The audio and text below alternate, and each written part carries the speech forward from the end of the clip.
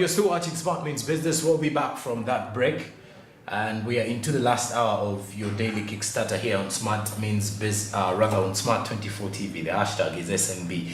I'm Jerome Paul Sonko with Barija Andrew to take you through all details regarding business in Africa, business in Uganda, and business in the world.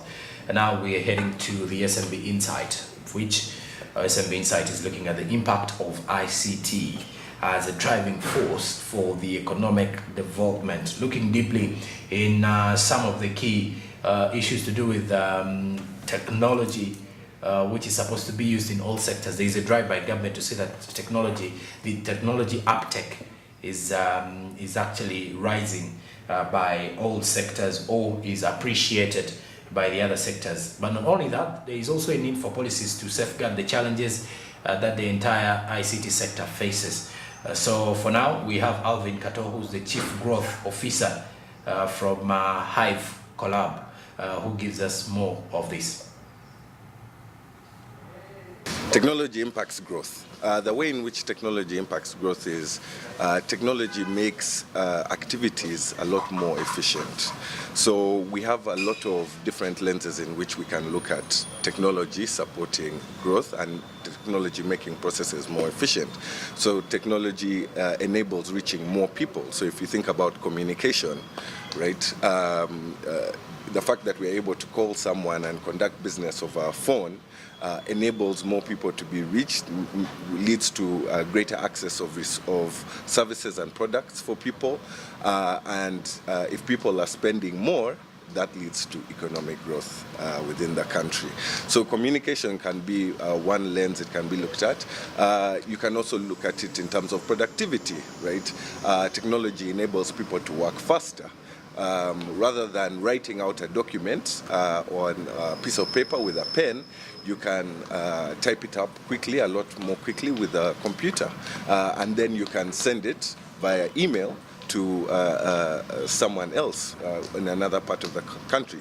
So there's a lot faster a lot quicker and a lot faster sharing of information, which is again another way in which it makes businesses more efficient and makes companies and organizations more efficient. So technology can affect a multitude of different aspects within the economy to be able to grow, to be able to work faster, to be able to work smarter, and that's really how it enables growth within the business environment as well.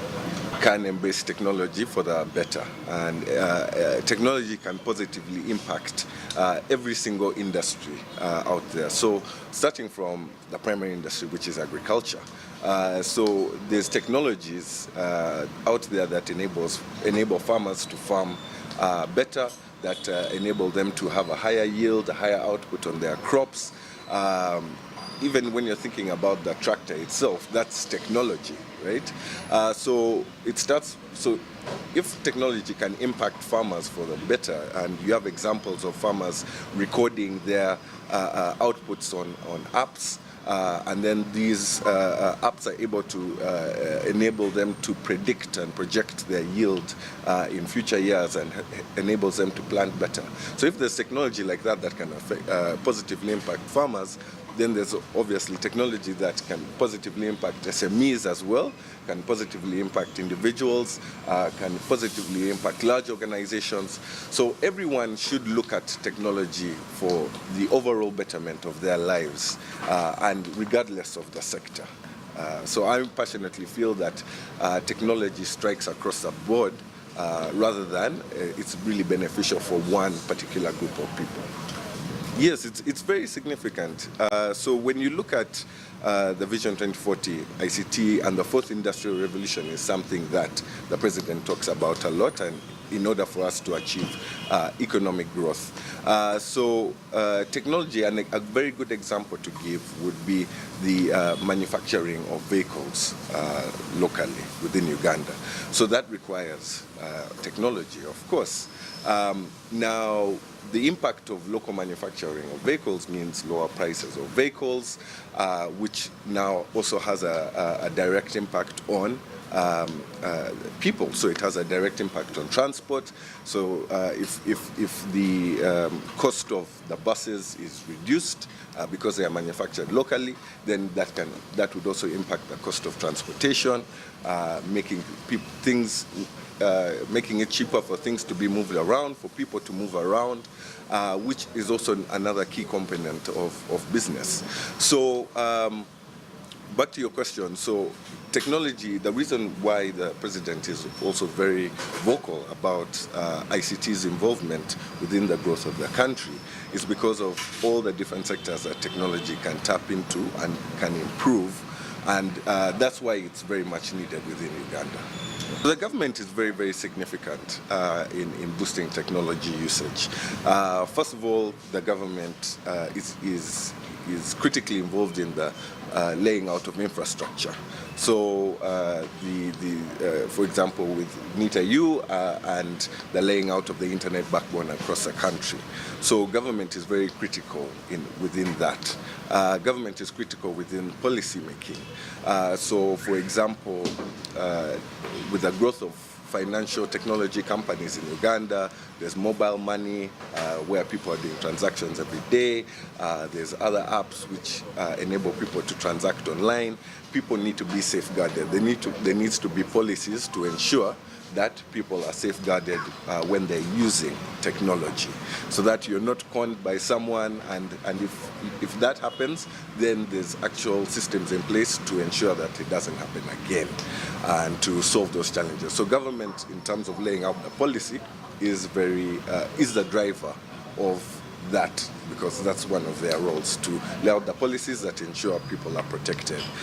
Education as well. So government is the biggest driver of education within the country, and education is the #1 way in which people can learn how to use the technologies that come out and appreciate the different technologies that are out there that can make their lives better and more efficient. So government also needs to play that role, and there's a lot of initiatives that are happening. For example, with UCC conducting digital literacy trainings around the country, distributing tablets, a lot of initiatives that are run by NITA-U as well in terms of educating people on different and new technologies. So that's the role that government really has to play, and government has to be the driver, which is again why it's part of the 2040 goals of the country, and IT being a critical part of that. On the private sector side, private sector has to also innovate, right? A lot of innovation has to come from the private sector, from people who are actually facing challenges on a day-to-day basis. So these are the people who look at the challenge they are facing, think of a solution, and utilize technology to solve their problems. So that's where the private sector also comes in. And then also private sector in terms of promotion of the initiatives that are brought forward by the government. There needs to be a lot of public sector and private sector partnership. The government cannot work independently of itself in growing the IT landscape. Private sector also has to make use of whatever is being put out there by the government to improve technology usage within the country. And then private sector also plays a critical role in education as well. So whenever a company or whenever a small organization uses particularly new technology, the dissemination of that technology wider throughout the country and throughout different people is largely driven by the private sector as well. So that's, I would say, those are the key roles that private sector and public sector and the government have within increasing technology usage, but there has to be a lot of harmony between the two. So every new innovation has, if you look at history, every new innovation has always had an impact on what was happening from before. So if we are to give the example of a tractor when someone is farming, so before people used to go and till the land by themselves, but someone invented the tractor, and the tractor tills the land, but does it at a much faster rate. So of course people did in the beginning lose their job opportunities, but what that created, what technology does and what innovation does, is that it by improving one aspect of our value chain, it creates more opportunity on another area. So whereas less people are needed to dig, right, more people, because there's much larger output from one particular farm, more people are now needed to process that output or to deliver that output. So there's that transfer, and that happens with all technology. While it does create efficiencies that might affect employment, it also creates a lot of opportunities, right? Another good example would be with MTN, and when MTN was selling the scratch cards, right? The technology was introduced that no scratch cards were needed, and people were worried that their jobs or their livelihood would be taken because they can't use scratch cards. But what it actually did create was more opportunities with mobile money. For now, people to do transactions on mobile money. People can now sell bundles, sell airtime still without the need for the scratch cards. So, and the fact that it was now, it's a lot of processes that are now being conducted digitally, it means more people can now have access to them, right? So, whereas before someone would have to, travel somewhere, pick up to the MTN headquarters, pick up this pack of scratch cards and travel back. Now people don't need to do that. You do complete a simple registration, and you're able to now start transacting and making those transactions on your phone without having to travel. So there's always a little bit of take when a new innovation comes in, when there's new technology, but primarily it results in many more opportunities down the line.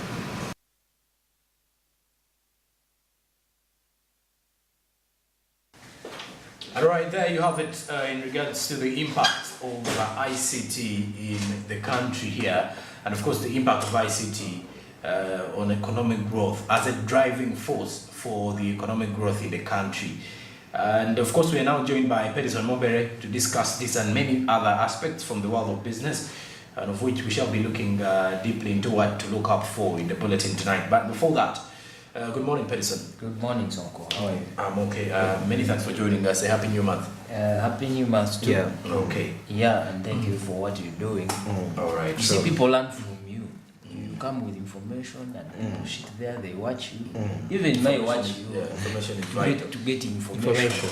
It's not that I know everything. I also learn some things from you. Okay. Okay. So that's encouraging. Yes. Now, Pedison, by the look of things here, the impact of ICT. ICT. Yes, as a driving force for our economy, our economy to thrive bigger, because now all sectors are adopting technology and ICT in there. Where is it? Because according to Mr. Alvin Kato, there is a need for policies here to safeguard the sector. You see, the uptake of ICT also, it's still very low in Uganda. You get, and much as it is still very low, but there's a way how it is affecting employment. You get. Very true. So the more we get to ICT, there's some people who lose jobs. Do you know that? Very true. Yes. I agree. So if we go IT, it's also okay. It has advantages. It eliminates that working force. Yes, that Certain working force. working Is there force. how it comes down. For example, let me say I have my application here. I want to withdraw money. You get, and then I will tend to come up with an application I put on my phone. I withdraw money from my account. Then it comes to my mobile money account. You get, Very true. and then I go and I withdraw. See, there's a way how. Remember, if this application was not there, I'd maybe jump on the border. Go to the bank. I pay. You see how Very money true. is going. Yeah. I also get to the bank. I get money. So it is good, but somewhere there's a way how it is eliminating some working force. But we need it because the more we can reap more than than when not having ICT. When you don't have ICT. Yes. Okay. So it's also very important. Only that we need policies, like he has said, to safeguard the whole sector so that we start getting more money, more revenues out of it. Okay. Andrew, your take on ICTs and its impact on our economy? Well, I would really think, it's really doing great, and many sectors have adopted it. Only that, when I get back to the technical aspect of it, when it comes to these people, the different engineers that come up to set up these softwares, these structures that we run in our day-to-day business, I would really think we need to ensure absolute efficiency and reliability. And that's one of the my main issue here, according to experience. Okay. Now, when we look at, for example, the e-banking, some sort of, that aspect when you're transferring money, and probably it doesn't reach the responsible personnel. I'm talking about now, that's efficiency. Let's ground it down to people in school. E-learning platforms. So many times I find that there are universities actually that have really upgraded. Everything is online, but you find that still there are some sort of inefficiencies in a way that which need to be corrected, which in other words, it demands for human interaction in some sort of a way. Actually, I realized, however much many people say with the introduction of artificial intelligence, people are going to lose jobs, but there are also other new jobs which are going to evolve as a result of that, and one of them is counseling. I don't really think you would sit under a robot to counsel you. You know that? Really. Yeah. So any person in that sector, position yourself. Mental health related matters. Those are some of the jobs. Despite the IT revolution, artificial AI, where AI is doing everything, you can really venture into that. I mean, people will still crave for human interaction in any way. But however, for now, so far so good. But resilient ICT systems, and in the form of being reliable and resilient to possible attacks in the future. All right. Yeah. And if you're still watching Smart Means Business, we're getting into a break. When we return, Pedson Mumbere now takes us into what to expect in the bulletin, what is trending from the world of business from the Ugandan point of view. But not only that, we have the SMB on ground coming up immediately after the break. But as we're heading to the break, remember that with Zabo, you can invest in government bonds and securities. Star 292 is the USSD code that you can definitely use to be part of today's business world, and of course the ever-evolving world of investment. And remember, the markets of the platform open at 8:15 a.m. and close at 3:15 p.m. East African Standard Time. Please do note that these markets also are only fully closed during the weekends and on public holidays. All you need to do is register with your national identification number, and you'll be eligible to invest. Zabo, my money, my future. All takes East Africa. Do something new. You are still watching Smart Means Business here on Smart 24 TV. We return after the break. Good morning.